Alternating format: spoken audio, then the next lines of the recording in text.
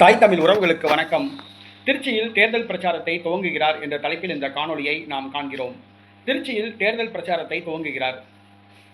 தேர்தல் 2026 தேர்தல். பொதுவாக தேர்தல்னா வேட்புமனு தாக்கல் பண்ணிட்டு தான் பிரச்சாரம் துவங்குவாங்க. ஆனால் இப்போ சமீப காலமாக தேர்தலுக்கு ஒரு வருஷம் இருக்கும்போதே பிரச்சாரத்தை ஆரம்பிச்சிட்டாங்க.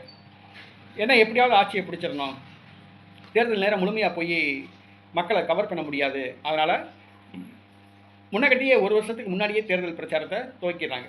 இப்போ பார்த்தீங்கன்னா ஊர் ஊராக மு.க. ஸ்டாலின் ரோடு ஷோ நடத்துகிறாப்புல. இப்படி ரோடு ஷோ நடத்தினா நம்ம முகத்தை எல்லாரும் பார்ப்பாங்க, ஓட்டு போட்டுருவாங்க அப்படின்னு ஒரு நம்பிக்கை. ஆனால் இவங்க பண்ணுற அந்த அராஜகத்தை மக்கள் பார்க்க மாட்டாங்க அப்படின்னு நினைக்கிறாங்க. அதே மாதிரி எடப்பாடி பழனிசாமி இவர் ஊர் ஊராக போய் பிரச்சாரம் பண்ணுறாரு.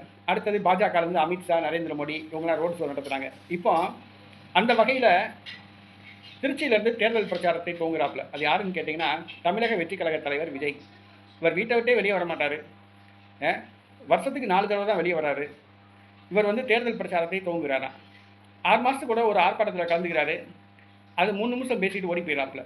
தேர்தல் பிரச்சாரம் என்பது தொடர்ச்சியாக அரை மணி நேரத்துக்கு ஒரு மணி நேரத்துக்கு ஒரு முறை மைக்கை பிடிச்சி பேசணும். சும்மா அப்படி கையை அசைச்சிட்டு போகிறது தேர்தல் பிரச்சாரம் கிடையாது, அது ரோடு ஷோ. தேர்தல் பிரச்சாரம்னா மைக்கை பிடிச்சி பேசணும்.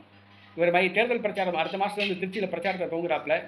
சொந்தமாக மைக்கை பிடிச்சி பேசுகிறாரா, துண்டு சீட்டை பார்த்து பேசுகிறாரா, ஏர்போர்ட் சீட்டை பார்த்து பேசுகிறாரா, முன்னாடி டிஸ்பிளே ஸ்க்ரீன் ஓடுமான்னு தெரியல. இவர் என்ன பேசணுங்கிறத டிஸ்பிளே ஸ்க்ரீன் ஓடுமா, அது ஸ்க்ரீனை பார்த்து பேச போகிறாரா அப்படிங்கிறது தெரியல. அப்படியே இல்லாட்டினா பேசாமல் அப்படி கையை மட்டும் அசைச்சிட்டு சைகையில் பிரச்சாரம் பண்ணிட்டு போகிறாரா, ரோடு ஷோ நடத்த போகிறாரா அப்படிங்கிறது தெரியல. அடுத்த மாதம் திருச்சியிலிருந்து நடிகர் விஜய் பிரச்சாரத்தை துவங்குகிறார். அவருடைய பிரச்சாரத்துக்கு அணில் குஞ்சுகள் கண்டிப்பாக அவர் வேனில் ஏறி குரலி வித்தையெல்லாம் பார்ப்பாங்க. ஆக இனி அடுத்தடுத்த நாட்களில் அந்த குரலி வித்தைகளை தமிழக மக்கள் கண்டுகளிக்க நல்ல ஒரு வாய்ப்பு ஏற்பட்டிருக்கு. கண்டுகளியுங்கள்.